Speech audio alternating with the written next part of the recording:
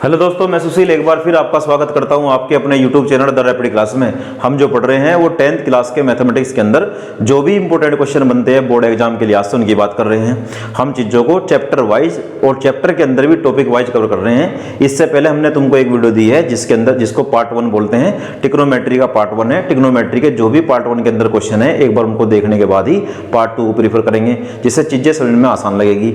हम ट्रिग्नोमेट्री के अंदर टॉपिक वाइज चीज़ों को कवर कर रहे हैं। लास्ट वीडियो में जो हमने बात करी थी वो करी थी टेबल से आधारित प्रश्न। टेबल को देखकर किसी प्रश्न को कैसे हल करते हैं, टेबल से आधारित प्रश्न कैसे होते हैं, ये लास्ट वीडियो में बात हुई है। आज जो हम बात करेंगे किसी नए मुद्दे के बारे में बात करेंगे। आओ शुरू करते हैं क्वेश्चन से। हमारा क्वेश्चन क्या है भाई? हमारा आज का क्वेश्चन है 10a बराबर 4/3 तो sec a का मान ज्ञात करो। मैं कह रहा था इस क्वेश्चन को करने से पहले इसका थोड़ा सा बेसिक जान लो, जिससे आगे भी 2, 3, 4 सवाल होंगे या पेपर में भी कोई इससे अलग डिफरेंट सवाल आ गया इस तरह का तो उसको तुम आसानी से कर पाओ। इससे पहले जानना जरूरी है बेसिक क्या है। इसका बेसिक ये बनता है, पाइथागोरस प्रमेय तुमने सुनी होगी, लेकिन उससे पहले मैं तुम्हें एक बात बताता हूं। चीज बहुत इंपॉर्टेंट है, इसको तुम नोट बनाकर अपनी कॉपी के अंदर नोट कर सकते हो, जिससे आगे लाइफ में तुम्हारे काम आए। क्या मामला है भाई? हमने अभी कुछ दिनों पहले पढ़ा था, तो तुमने पढ़ा होगा 10th क्लास के अंदर मैथमेटिक्स के अंदर अपने टीचर से स्कूल के अंदर कि एक समकोण त्रिभुज होता है। समकोण त्रिभुज, क्या मामला है इसका भाई? समकोण त्रिभुज के अंदर एक कोण 90 डिग्री होता ही है, इसलिए उसका नाम समकोण है। पहली बात मैं बताना चाह रहा था, इसकी 3 भुजा जो होती है उनके नाम होते हैं। एक भुजा का नाम होता है आधार, एक भुजा का नाम होता है लंब। इतनी जानकारी सबके पास होगी ये मैं समझ सकता हूं, लेकिन फिर भी मैं एक बार बताने का प्रयास करा कि अब तक तुम्हें नया सीखने को मिले। एक भुजा का नाम है आधार, एक भुजा का नाम है लंब, एक भुजा का नाम है कर्ण। आधार को रिप्रेजेंट करने के लिए हम ए का प्रयोग करते हैं, लंब को रिप्रेजेंट करने के लिए एल का, और के को बोलते हैं के, कर्ण को बोलते हैं के। एक बात। दूसरी बात, हमें ये पक्का पता होना चाहिए कि आधार क्या है, लंब क्या है, कर्ण क्या है। मैं बताता हूं। 90 डिग्री के सामने वाली जो भी भुजा होगी, 90 डिग्री जहां बना होगा उसके ठीक सामने जो भी भुजा होगी उसका नाम कर्ण है। अगर कोई तुम्हारे से कर्ण के बारे में पूछे तो बताना 90 डिग्री के सामने वाली भुजा, 90 डिग्री के सामने वाली भुजा, सामने वाली भुजा को कर्ण कहते हैं। जो भी 90 डिग्री के सामने वाली भुजा होगी उसका नाम होता है कर्ण। भुजा को क्या कहते हैं? कर्ण कहते हैं। एक बात। दूसरी बात, वो भुजा जो 90 का कोण बनाती है। एक तो ये बात है। दूसरी बात मैं इसको दूसरे ढंग से बताता हूं। मान लो अगर थीटा यहां है, अगर एंगल थीटा यहां है तो थीटा के सामने वाले भुजा लंब होती है। अगर ये एंगल यहां से हटके यहां बन गया, ध्यान देंगे मेरी बात पे, अगर ये एंगल यहां से हटके यहां बन गया तो अब इसके सामने वाली भुजा ये लंब है। इसलिए अगर तुम पहले की तरीके से याद कर लोगे कि 90 डिग्री का कोण बनाने वाली भुजा जो 90 डिग्री खड़ी हुई भुजा होती है, याद करा देते हैं टीचर, या तुम भी याद करते हो, ऐसे ही करते हैं सब लोग याद कि ये जो खड़ी हुई भुजा होती है इसका नाम लंब है। ऐसा नहीं है, मैं कहता हूं चीजों को समझो। जो थीटा के सामने वाली भुजा है उसी का नाम लंब है। तो अगर लंब की परिभाषा पूछे तो इस तरीके बताना कि थीटा के सामने वाली भुजा, थीटा के सामने वाली भुजा क्या होती है? लंब।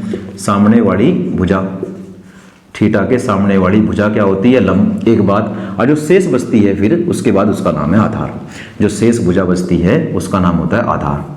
ये मैं बता रहा था। ऐसा क्यों बताया? ऐसे इसलिए बताया, कई बार टीचर ऐसे करते हैं, एग्जाम में क्वेश्चन देखा गया है कि ये एंगल यहां ना बनाकर यहां करते हैं और बच्चा फिर वही गलती दोहराता है। इसका नाम आधार, इसका नाम लंब और इसका नाम कर्ण। ऐसा नहीं है।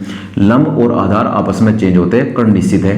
कर्ण हमेशा 90 के सामने वाला होगा ही होगा, लेकिन लंब और आधार अकॉर्डिंग टू एंगल होंगे। जिस प्रकार जहां एंगल बना होगा उसके ठीक सामने वाला लंब है, फिर बचा हुआ आधार है।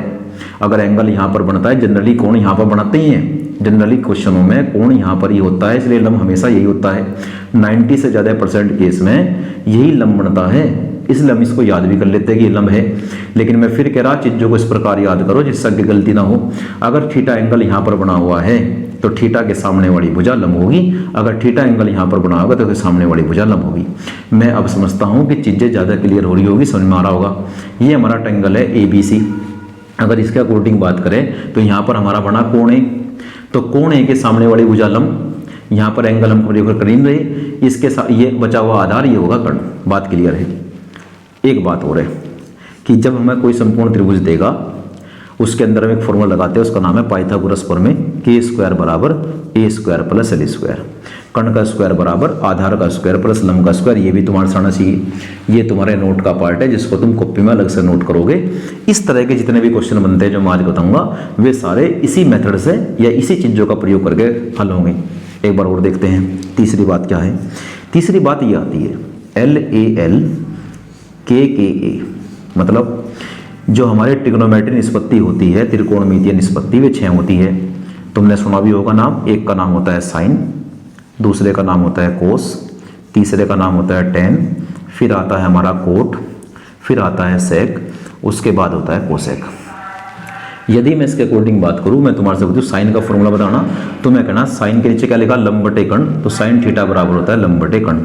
कोस के नीचे क्या लिखा, आधार बटे कर्ण, तो कोस थीटा बराबर होता है आधार बटे कर्ण। टेन के नीचे क्या लिखा, लंब बटे आधार, तो टेन का फॉर्मूला होता है लंब बटे आधार। इसी प्रकार नीचे से पढ़ो, कोट का फॉर्मूला होता है आधार बटे लंब, सेक का फॉर्मूला कर्ण बटे आधार, और कोसेक का फॉर्मूला कर्ण बटे लंब। ये भी तुम्हें आना चाहिए।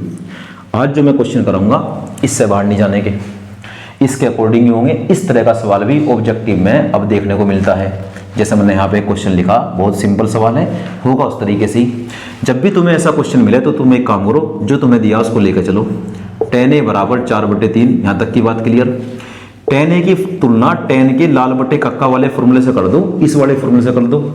इस वाले फॉर्मूले के अनुसार जो tan का फॉर्मूला होता है वो होता है l बटे a। एक बार मैं दिखा दूं जिससे चीजें क्लियर हो।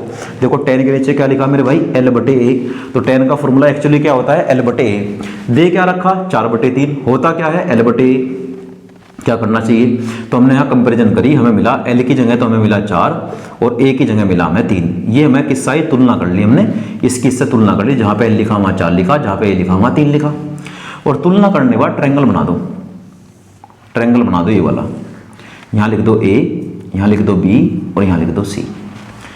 इसके अनुसार जो a यहाँ पे कोण रखा है, तो कोण यहाँ बना हुआ है, जहाँ पर अगर यहाँ b लिखता तो यहाँ b लिखते, और यहाँ c लिखता तो यहाँ c लिखते, क्योंकि यहाँ tan a दिया हुआ तो यहाँ पर a लिखते। कोण यहाँ बना हुआ है, अगर कोण यहाँ बना था तो सामने वाली भुजा क्या होगी, लंब, और 90 डिग्री यहाँ बना था सामने वाली भुजा क्या होगी, कर्ण, और बचा हुआ परिणाम में क्या होगा, आधार, जिसको हम a बोल सकते हैं। आधार a क्या मामला है भाई। अब देखो किसका मान दिया, l की जगह दिया 4 तो l की जगह 4 लिख दो, आधार की जगह दिया 3 तो उसकी जगह 3 लिख दो, और कर्ण का मान अभी हमें पता नहीं। जब भी ऐसा क्वेश्चन आएगा, कोई भी निष्पत्ति यहाँ देगा, तुम्हें उससे तुलना करनी है, और ये देखना किन्हीं दो भुजा का मान तुम्हें पता लगेगा, उन दो भुजा के मान को ट्रायंगल में भर दो और फिर लगा दो पाइथागोरस प्रमेय। लगाओ, क्या होती है पाइथागोरस प्रमेय, k² बराबर a² प्लस l²। बताओ k का वैल्यू तुम्हारे पास है क्या, नहीं। a का मान कितना है, 3 का स्क्वायर, प्लस l का मान कितना है, 4 का स्क्वायर। k² बराबर 3 का वर्ग कितना होता है, 9, 4 का वर्ग कितना होता है, 16, तो k² बराबर 25। केवल k बराबर वर्ग का जरा का वर्गमूल हो जाएगा √25, और k का मान आ गया केवल 5।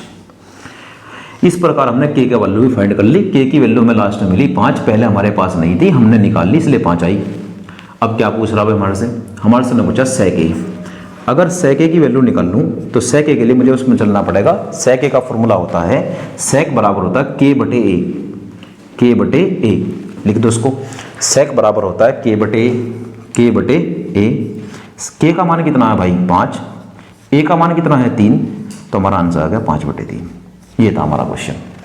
उस वाली थोड़ी सा हो गई। आज की जो मैं वीडियो लेक्चर में बात करूंगा, तमाम तरह के ऐसे क्वेश्चन की बात करूंगा जो इस प्रकार होते हैं। एक बार इसका स्क्रीनशॉट लेंगे, फिर हम आगे चलते हैं। चलिए अब बात करते हैं क्वेश्चन नंबर 2 की। क्वेश्चन नंबर 2 क्या कहता है, 15 कोट a बराबर 8। इस तरह के क्वेश्चन आने के चांस ज़्यादा बनते हैं, क्योंकि बच्चा इस क्वेश्चन को देखने के बाद सोचता है कैसे हल करें, क्योंकि 15 इधर गुना में है। मैं बता रहा क्या तरीका है, 15 को एक बार वहाँ ले जाओ भाग में, तो बन जाएगा कोट a बराबर 8/15। जो अभी सवाल कराया तुम्हें उसके जैसा ही हो गया। जब भी इस तरह क्वेश्चन आएगा, उसका एक ही मेथड है कि इसकी कंपैरिजन, इसकी तुलना मेन फॉर्मूले से करो। कोट a का फॉर्मूला उधर देख लो, ये याद करना बहुत जरूरी है। कोट का फॉर्मूला होता है a/l, नीचे से पढ़ेंगे a/l। a/l मतलब आधार बटे लंब, a/l। अब तुम बताओ a की जगह यहाँ पर क्या दिया, 8, तो यानी हमें पता लग गया a का मान तो 8 है, a का मान कितना है, 8। l की जगह कितना दिया, 15, तो हमें पता लग गया l का मान कितना है, 15। इस प्रकार हमारे पास दोनों वैल्यू आ गई। इन दोनों वैल्यू को त्रिभुज के अंदर बना लो। त्रिभुज के अंदर बनाने के लिए हम यहाँ लिखेंगे पॉइंट a, ये लिखेंगे b और ये c। जहाँ पर ये लिखा ना वही एंगल प्रीफर करेंगे। इस एंगल के सामने वाली भुजा होती है लंब, इस एंगल के 90 डिग्री के सामने वाली भुजा होती है कर्ण, और बचा हुआ होता है आधार। अब देखो किसका मान तुम्हारे पास है। तुम्हारे पास एक तो l का मान है 15, l का मान 15। एक तुम्हारे पास है a का मान 8, a का मान 8, किसकी वैल्यू निकालनी है, के की, क्वेश्चन मार्क लगा दो। के का मान निकालने का तरीका क्या है, पाइथागोरस प्रमेय। के स्क्वायर बराबर क्या होता है, a square plus L square. के का मान कितना है पता नहीं, ए का मान कितना है 8, 8 का स्क्वायर प्लस एल का मान कितना है 15, 15 का स्क्वायर। के स्क्वायर बराबर 8 का स्क्वायर होता है 64, 15 का स्क्वायर होता है 225। के स्क्वायर बराबर 289 और के बराबर अंडर रूट 289 और 289 जो होता है वो 17 का होता है। के का मान 17 आ गया। के का मान 17 आने के बाद लिख दो कि हमने के की वैल्यू 17 निकाल ली। क्वेश्चन मार्क ये बताता है पहले नहीं पता था, के का मान निकालना पड़ा। यही होगा क्वेश्चन में, तुम्हें कोई दो मान पता होंगे, तीसरा निकालना पड़ेगा। आगे बढ़ते हैं। पूछ क्या रहा सवाल में, हमारे से पूछा साइन ए का मान ज्ञात करो। तो यहाँ लगाऊंगे बच्चा साइन ए का फॉर्मूला। साइन ए क्या है, साइन ए का फॉर्मूला होता है एल बटे के, लंब बटे कर्ण, लंब बटे कर्ण। लंब का मान कितना है भाई 15, कर्ण का मान कितना आया 17, तो 15 बटे 17 फाइनल आंसर। ये था क्वेश्चन नंबर 2। स्क्रीनशॉट लेंगे, आगे चलते हैं।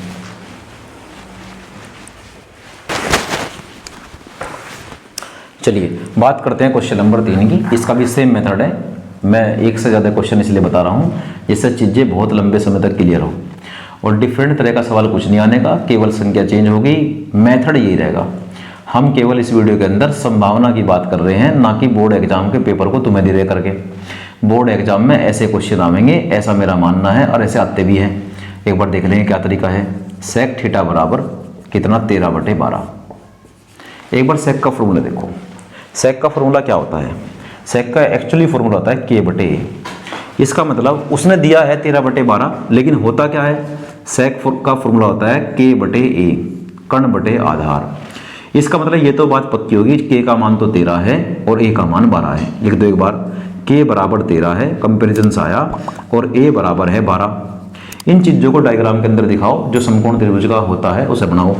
ए बी सी, यहाँ पर एंगल मान लो थीटा, और थीटा के सामने वाली भुजा होती है लंब, नीचे वाली भुजा होती है आधार, और 90 के सामने वाली भुजा होती है कर्ण।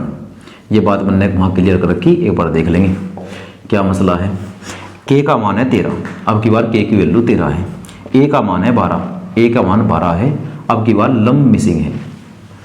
तरीका वही, पाइथागोरस प्रमेय लगाएंगे। के स्क्वायर बराबर ए स्क्वायर प्लस एल स्क्वायर। के की वैल्यू कितनी है बोलियो, के का मान है 13, तो 13 का स्क्वायर बराबर ए का मान कितना है 12, तो 12 का स्क्वायर प्लस एल का मान कितना है, यही तो नहीं पता, एल स्क्वायर जो का तू।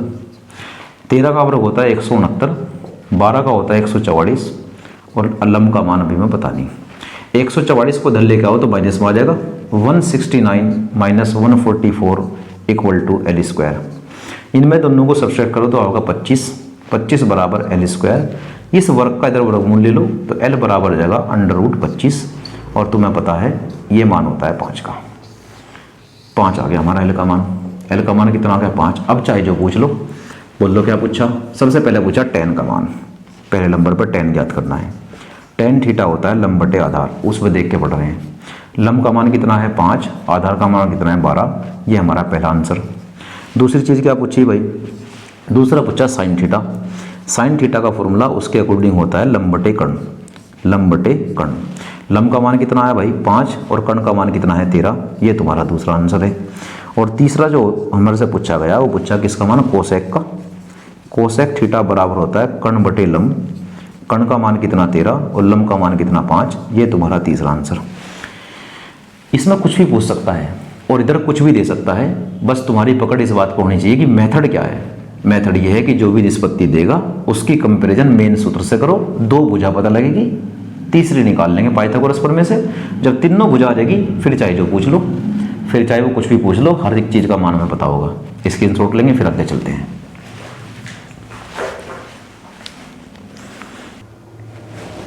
चलिए बात करते हैं क्वेश्चन नंबर 4 की। क्वेश्चन नंबर 4 भी उसी तरीके से हल होगा, लेकिन अब की बार इसका मान पूछा गया, केवल साइन थीटा का मान नहीं पूछा, कुछ ऐसा देके इसका मान पूछा। सवाल हार्ड नहीं है, बस समझने की बात है। मैं करता हूँ शुरू। ये 8 को पहले भाग में ले जाओ, कोट थीटा बराबर हो गया 7/8। फिर कोट के मेन फॉर्मूले की कंपैरिजन करो। कोट का मेन फॉर्मूला उधर देख लो, कर नहीं आता, A/L होता है। इसका मतलब क्या पता लगा कि A का मान तो है 7 और L का मान है 8। जब ये वैल्यू पता लग गई, कंपेरिजन से आई भाई, ए की जगह 7 लिख रहा, एल की जगह 8 लिख रहा, बात खत्म। लगा दो ट्रायंगल। क्या होता है ट्रायंगल भाई? इसमें होता है एक कोण थीटा, नीचे वाली भुजा आधार, 90 के सामने वाली भुजा कर्ण और थीटा के सामने वाली भुजा लंब। इसमें देख लो तुम्हारे पास कौन सा मान है। तुम्हारे पास क्या क्या है भाई? एक तो ए का मान 7 है, एक एल का मान 8 है। क्या निकालना है? कर्ण। के स्क्वायर बराबर होता है a square plus L square. के की वैल्यू अभी तक नहीं पता। ए की वैल्यू कितनी है? 7। एल की वैल्यू कितनी है? 8। के स्क्वायर बराबर 7 का वर्ग होता है 49 और 8 का वर्ग होता है 64। इन दोनों को जोड़ लो एक बार, इसमें जोड़ेंगे तो 113 आ जाएगा। के बराबर हो जाएगा √113। जोड़ लेंगे एक बार, 9 और 4 13 का हासिल लगे 6 4 10 11। ठीक है, के का मान हमारा आ गया। के का जो मान हमारे पास नहीं था वो आ गया √113। यानी मैं कह रहा था ऐसी वैल्यू भी मिल सकती है जो रूट से बाहर नहीं आने की। अगर 113 किसी का वर्ग नहीं है तो रूट से कभी बाहर नहीं निकलने का। मैं थोड़ा सा बता दूं कि जैसे हमारे पास √25 है, तो तुम्हें अपने आप से पूछना है कि 25 किसका वर्ग है। 25 5 का वर्ग है तो 5 बन के बाहर आ जाएगा। जैसे अंडर में 9 आ गया तो ये पूछो 9 किसका वर्ग है? 3 का, तो 3 बन के बाहर आ गया। अगर अंडर में कहीं आ गया 49 तो बताओ 49 किसका वर्ग है? 7 का, 7 बन के बाहर आ गया। लेकिन अगर अंडर में 7 आ गया या 27 आ गया या √21 आ गया, √26 आ गया, ये किसी का वर्ग नहीं है। जब ये किसी का वर्ग नहीं है तो अंडर से बाहर नहीं आने के। अंडर से बाहर केवल वे आएंगे जो पहले से किसी का वर्ग है। इसी प्रकार 113 किसी का वर्ग नहीं है, इसलिए हमेशा अंडर में रहेगा। ऐसे सवाल भी बन सकते हैं अंडर से वैल्यू बाहर ना आवे। क्या करने का तरीका है? वही तरीका है, लेके चलेंगे बस चीज़ों को। क्या है भाई? अगर मैं इस वाले प्रश्न की बात करूं, इस वाले प्रश्न में मुझे 2 वैल्यू चाह रही, एक तो साइन थीटा की वैल्यू चाह रही, एक कोस की चाह रही। तो एक बार इधर निकाल लो। साइन थीटा की वैल्यू कितनी होगी भाई? साइन थीटा होता है लंब बटे कर्ण। लंब का मान कितना है? 8 और कर्ण का मान होता है √113। और कोस थीटा की जो वैल्यू होती है वो होती है आधार बटे कर्ण। निकाल के सेपरेट कर लो जिससे आगे मान रखने में दिक्कत ना हो। आधार का मान कितना है? 7 और कर्ण का मान है √113। यहाँ तक तो सवाल पहले जैसे ही था। अगर केवल साइन कर कोस का मान पूछता तो आसानी से हो गया था, लेकिन उन्होंने वैल्यू पूछी अब की बार इसकी, इस पूरे की। इसको लेके चलो 1 minus sine theta, 1 minus sine theta, 1 plus sine theta. एक बार देखो, अगर मैं इसको मन में मान लूँ a minus b into a plus b, यार ये तो फॉर्मूला बन गया a square minus b square का। डायरेक्ट फॉर्मूला लगा दो। क्या बन गया formula? A square minus b square का, बी स्क्वायर का फॉर्मूला बन गया। नीचे भी ऐसे ही बन गया, a square minus b square. ये सूत्र खुल गई। A minus b into a plus b formula होता है a square minus b square. यहाँ ए कौन है? 1 है, बी कौन है? Sine theta. अब वैल्यू रख दो। 1 का वर्ग तो 1 होता है, माइनस साइन थीटा का मान कितना है? 8 बटे √113 और इस पूरे का वर्ग। अपॉन नीचे आओ, 1 माइनस इसका आया 7 बटे √113 और इसका पूरे का वर्ग। थोड़ा ओरल करो। 1 माइनस 8 का वर्ग कितना होता है? 64। √113 का वर्ग करेंगे तो खाली 113, अंडर से वर्ग कट जाएगा। नीचे आओ बजा, 1 माइनस 7 बटे 113। क्या तरीका है भाई? अब क्या करेंगे? इसके बटे में अपनी तरफ से 1 मान लेंगे, इसके बटे में अपनी तरफ से 1 मान लेंगे। इसकी गुणा इसमें करो, ऊपर वाला हल करो पहले। इसकी गुणा इसमें 113 एकम 113, 1 की गुणा 64 में 64 एकम 64 बटे में इन दोनों के आपस में 113। यहाँ तक की बात क्लियर? नीचे आओ, 113 माइनस 7 एकम 7।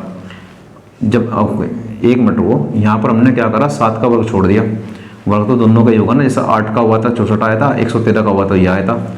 यहाँ पर हमने गलती कर दी कि 7 का वर्ग छूट गया। लिख लो इसको भी, 7 का वर्ग होता है 49। अब ठीक है बात, इस किस में गुणा करो 49 डिवाइड बाई इस किस में गुणा करो 113।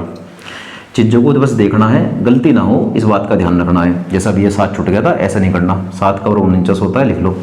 करो 113 से 113 कैंसिल हो गया, ऊपर क्या बचा? 113 माइनस 64 डिवाइड बाई 113 माइनस 49। हल करो, 113 में से 64 घटाओ तो 49 बचेंगे, और भाई 113 में से 49 घटाओ तो 64 बचेंगे। That is your final answer. ये था क्वेश्चन जिसको बड़ा आसानी से कर सकते हैं। ऐसा कुछ भी आ सकता है इधर, जरूरी नहीं तो केवल साइन थीटा का मान पूछे, जरूरी नहीं कि कोस थीटा का मान पूछे, कुछ अलग भी पूछ सकता है। ऐसा समीकरण देकर भी पूछ सकता है, ऐसा पद देकर भी पूछ सकता है। कुछ भी तरीका है, लेकिन अल्टीमेटली मेथड वो है। पेपर में सवाल कैसा भी बन सकता है, लेकिन मेथड से बाहर नहीं जाएगा, मेथड यही रहेगा, करने का ढंग यही रहेगा। एक बार स्क्रीनशॉट लेंगे फिर आगे चलते हैं।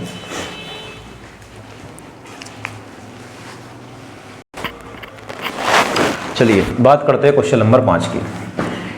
सवाल ये भी सेम है, मैं कह रहा था जरूरी नहीं वैल्यू का सवाल होगा, यहाँ कुछ भी दे सकता है। ए बटे बी दे दिया, इसकी तुलना कर दो। एल बटे ए, टेन का जो फॉर्मूला होता है वो एल बटे ए होता है, वहाँ देख के कर रहे हैं हम। एल का मान अब की बार ए आ गया और ए का मान अब की बार बी आ गया। जरूरी नहीं वैल्यू आवेगी वहाँ पर, एक्स बटे वाई भी आ सकता है, पी बटे क्यू भी आ सकता है, ए बटे बी भी आ सकता है, 4 बटे 3 भी आ सकता है, 12 बटे 5 कुछ भी आ जाएगा। मेथड नहीं बदलने का, मेथड सेम रहेगा।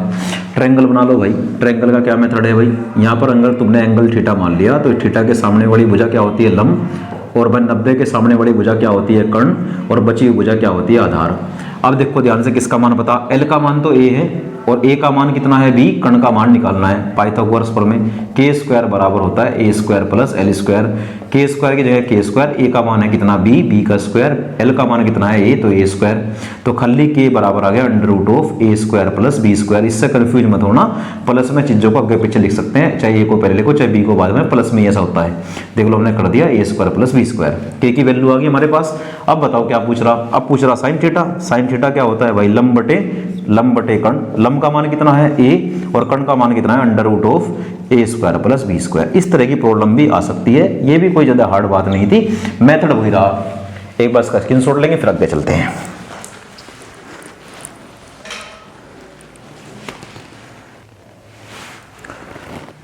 चलिए आज की वीडियो लेक्चर में हमने बात करी कि ट्रिग्नोमेट्री के जो इंपॉर्टेंट क्वेश्चन होते हैं उनका जो पार्ट 2 है वो कैसा है। इससे पार्ट 1 में हमने पहले क्या बात करी थी, टेबल से आधारित प्रश्नों की बात करी थी, जिसका मान टेबल से देखकर बढ़ते हैं। आज जो हमने बात करी है ट्रायंगल से संबंधित पाइथागोरस प्रमेय लगाकर, पाइथागोरस प्रमेय का प्रयोग करके कैसे हम चीज़ों को हल करते हैं उसकी बात करी। मैंने प्रत्येक क्वेश्चन को एक से अधिक बार बताने का प्रयास करा और चीज़ों को क्लियर करने का प्रयास करा। मुझे ऐसा लगता है चीज़ें क्लियर हुई होगी। फिर भी किसी बच्चे का डाउट बनता है तो सबसे पहले जाकर एक बार वीडियो को और देखेगा, जिससे बातें ज़्यादा क्लियर हो।